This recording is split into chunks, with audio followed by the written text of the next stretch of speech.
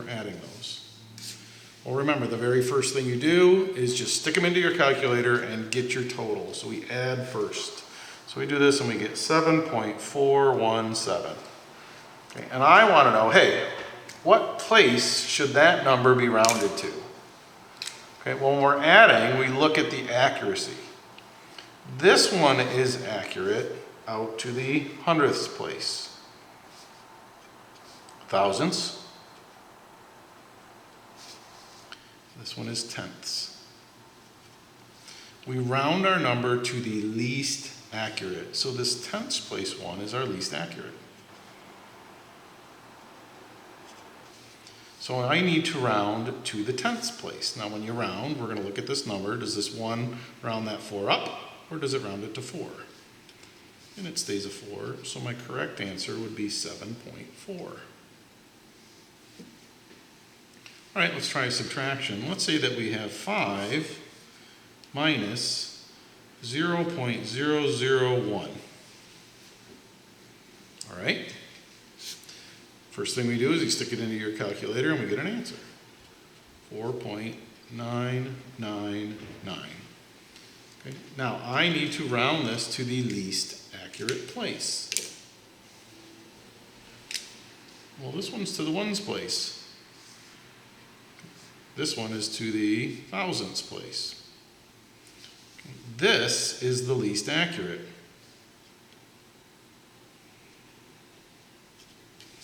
So that means I have to round this one to the ones place. Now, that means, so now I have to look at this 9, and what does it do to that 4? Does it keep it a 4, or does it round it up? It rounds it up to 5. So 5 minus 0.001 is equal to 5. Now, does that make sense? Well, it does. Okay. This number is not very accurate at all. We know nothing about these digits after it. Right? So there's no way that I can take 5 and subtract 0.11 and all of a sudden know all the way out to this thousands place. I don't know anything about this number. I don't know anything about that one. I don't know anything about that one. I don't know anything about that one. The only one I do know about is this one because of this measurement. So it's because it's so inaccurate, and this is a very accurate measurement, okay, this very accurate measurement really gets canceled out because of that 5. Okay, so this is how we add and subtract. Well, what if we're multiplying and dividing?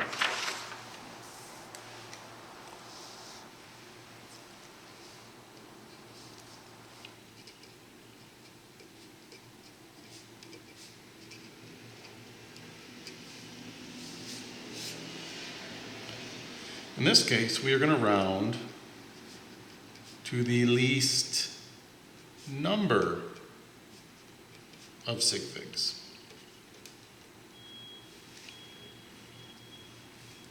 So for example, let's say that we have 4.17014 and we're multiplying it by 1.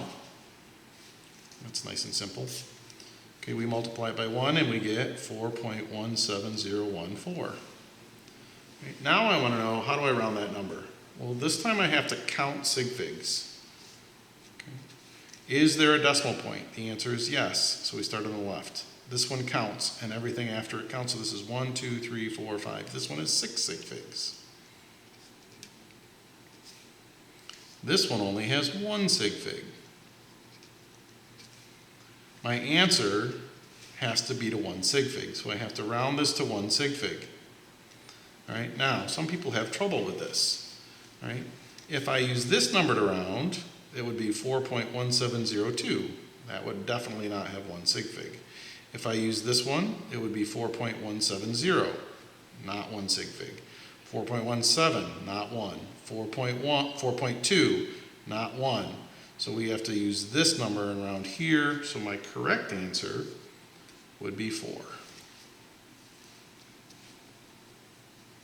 All right. Let's try, I don't know, 2.60 times 0.013. First thing you do is you stick it into the calculator. We end up with 0.0338. And I want to know what place to round this to. Well, since we're multiplying, we have to count sig figs. Is there a decimal point? Yes. That number counts and everything after one, so this one has 3. Is there a decimal point? Yes. Okay. That one does not count. That one does not count. These two do, so this one has 2. So my answer has to have 2 sig figs. Well, if I round this to 0.034, it will have 2 significant figures. Right? And that's how we do with multiplying and dividing. Now, I have a question for you. How do you make 3,497 have 3 sig figs?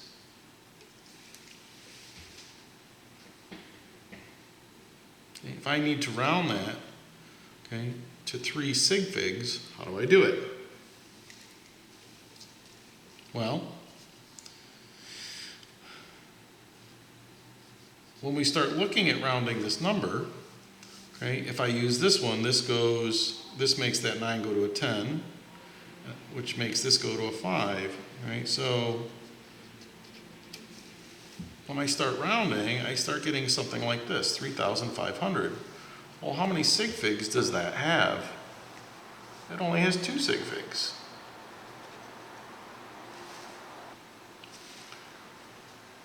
So how would I make this number, or how would I round this so it would have 3 sig figs? Well, I could do this. I could say I have 3.50 times 10 to the third, because remember we list the number of sig figs here, so that tells us one of these zeros is actually significant.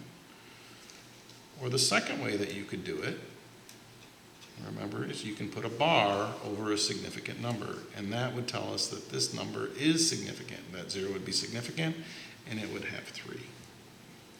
So this is just a couple ways to think about if you get into a rounding issue like that. Now, sig figs really are not hard, guys. Don't freak out about them. All right, it's really just rounding. Okay, it's just rounding.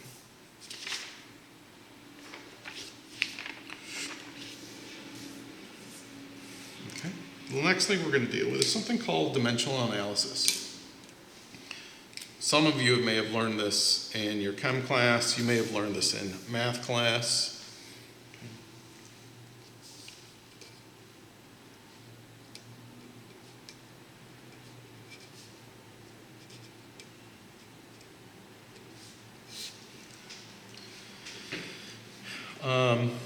And it's actually pretty simple. It's not hard. Okay, so it's used to convert from one system of units to another.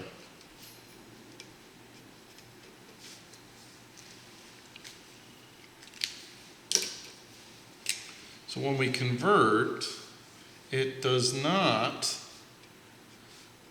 change the value of the number.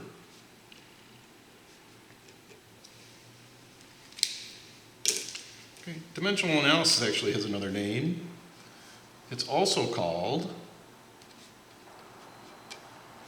the unit factor method.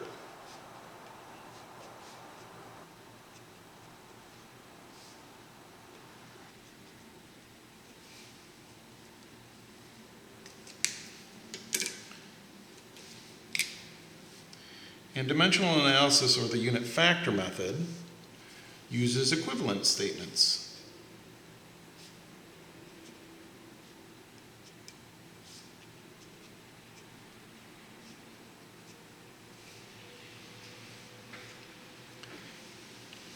And when we talk about equivalence, these are between two units, between two different units.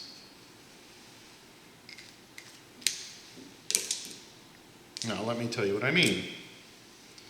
Okay. An equivalent statement would be this: 1 meter is equal to 100 centimeters. This is the same value. Okay, 1 meter is 100 centimeters. 1 meter is equal to 1.094 yards. That is the equivalent statement. If I have a meter, that means I have 1.094 yards. 2.54 centimeters is equal to 1 inch.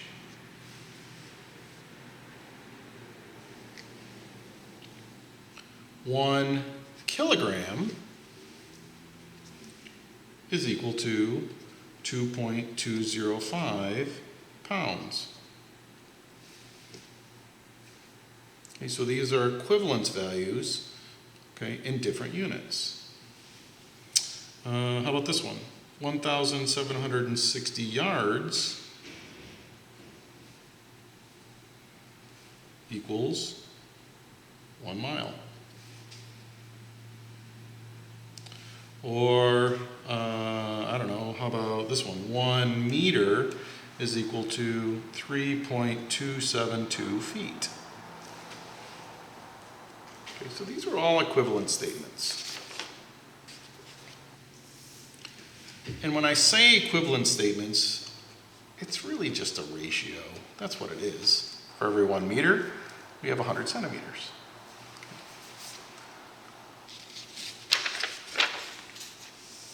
All right, so let's look at the unit factor or the ratio. So when we're using this, we're going to make these unit factors into ratios. So we know that 1 inch is equal to 2.54 centimeters. Okay, in a ratio, I can say 1 inch is 2.54 centimeters. Or I could say 2.54 centimeters is equal to 1 inch. Okay. This, or these things, these are the unit factors. They are the unit factors, and that's what we're going to use to convert from one unit to another. We're going to use the unit factor to convert from one unit to another.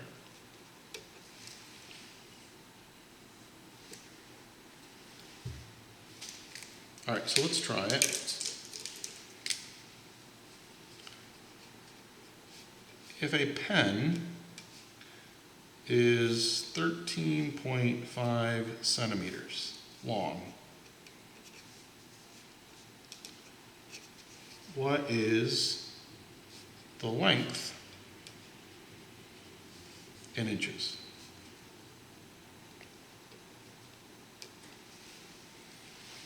So now,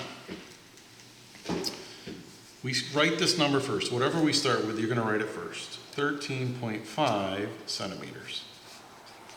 Now, we need the unit factor between inches and centimeters, which I just gave you right here. Okay, so we could either choose this one, or we could choose this one. Okay, and you're going to choose the one that cancels the units. Okay, so we want to cancel out these centimeters. So mathematically, we want to cancel them out. All right, so what we're going to do is we end up choosing this one, and let me show you why, because we're multiplying. So we have 1 inch over 2.54 centimeters. All right, so when we multiply across, we get 13.5 times 1 inch. Okay, so that's 13.5 centimeters times inches. Remember, this is really just over 1, so then we got 2.54 centimeters. Okay. These centimeters cancel, And when we do that math, we get 5.31 inches. So these cancel out, and that gives me my inch. All right, let's try another one.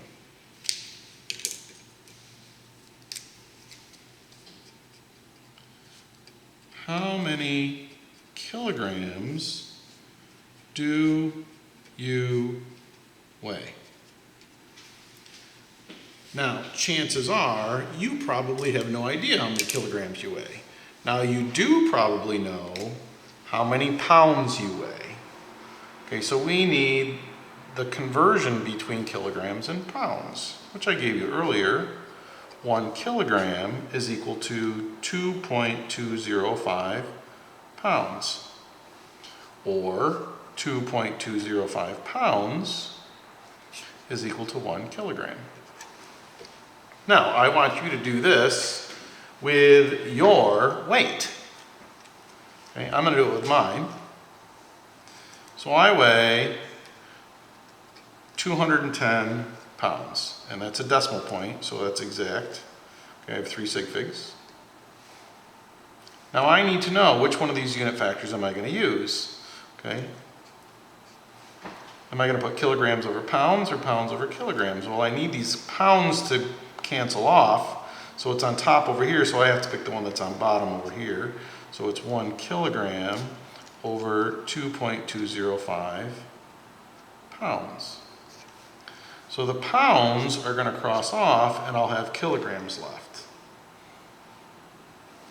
So when I do that math, multiply across and divide, I get 95.2 kilograms. Three sig figs. This one has 3, this one has 4. I'm multiplying and dividing, so I have to use the least number.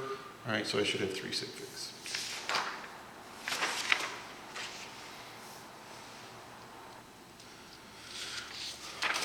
Let's try something a little more complicated.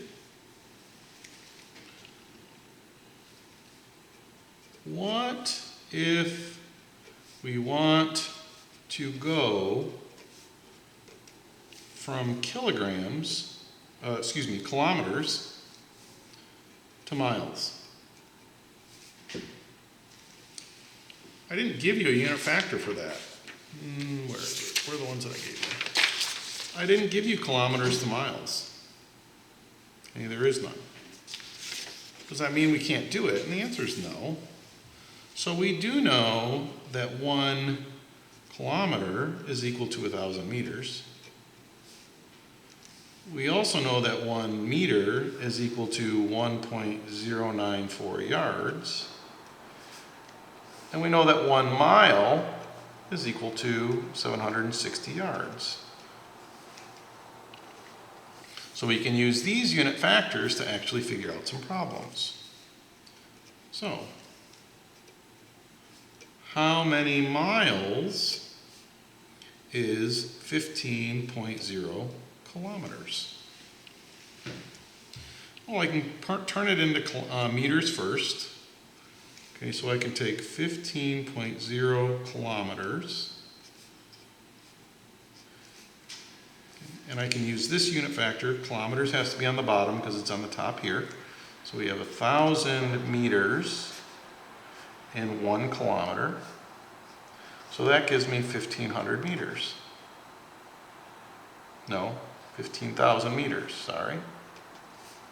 Now I can take this number and I can convert it to yards. So I can take 15000 meters, and this time I'm going to use this unit factor. Okay, now the meters is on top, so it's got to be on the bottom for our unit factor, so the 1 meter has to be down here. 1.094 yards.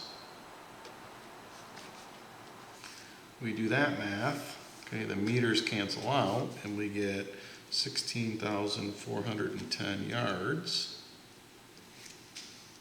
And then I can eventually turn that into miles. Okay, so I can go 16.410 yards.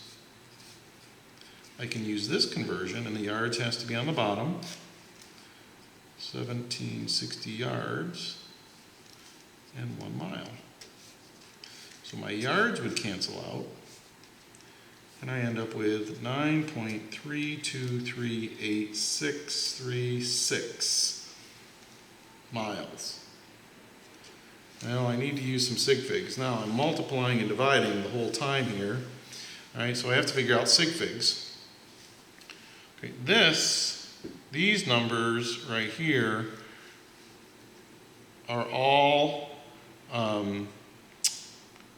they're all real numbers, okay? So they're all, they're not measured values, okay? So these are defined values. So these values here are all defined, so none of those count.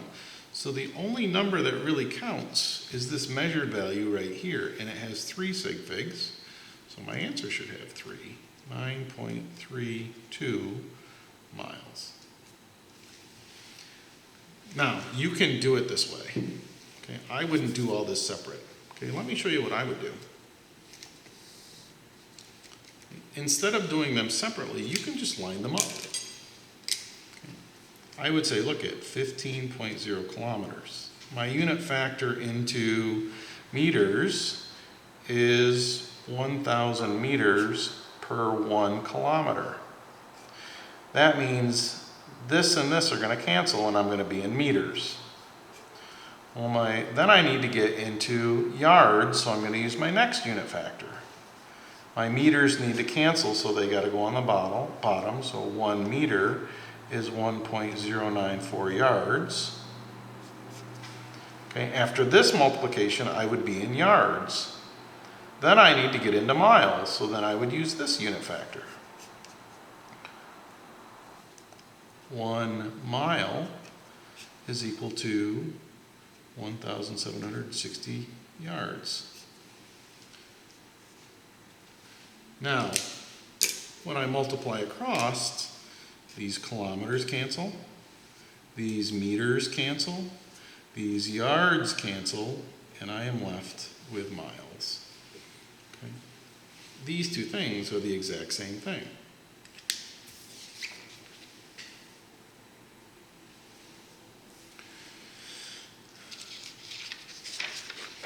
I do want to talk about some dimensional analysis of volume, and this is the last thing for today.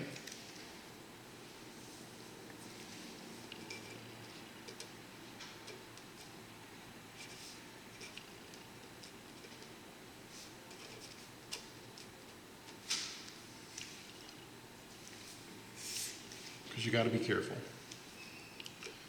What is the volume in meters cubed of 6.23 feet cubed? Because remember, length times width times height is what's giving us our volume. Well, 1 meter, I'm going to give you this, is 3.272 feet. Or 1 meter is 3.272 feet. Except this is if this is volume, oops.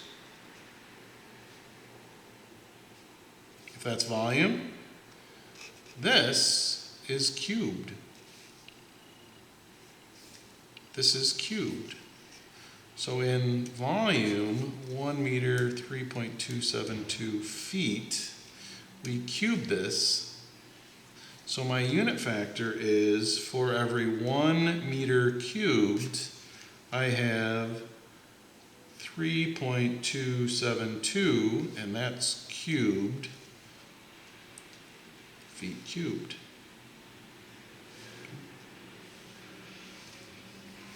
So you just have to be careful what's going on here. So, I don't know, just for, okay, we want to get this into meters cubed. Okay, so this right here is the unit factor. So I take 6.23 feet cubed, 1 meter cubed times I don't know what that number is cubed, so I'm just going to leave it 3.272 cubed feet cubed. The feet cubed are all going to cancel out. I multiply across, I cube this, I do that math, and I end up with 0.178 meters cubed. Okay, so you just need to be aware that when we're talking about that volume, it really is length times width times height. All right, so you have this cube thing involved. Okay, that's all I have for today. I know it was a little bit dry today. Hang in there. All right, we're going to be using this stuff a lot. All right, have a very good afternoon.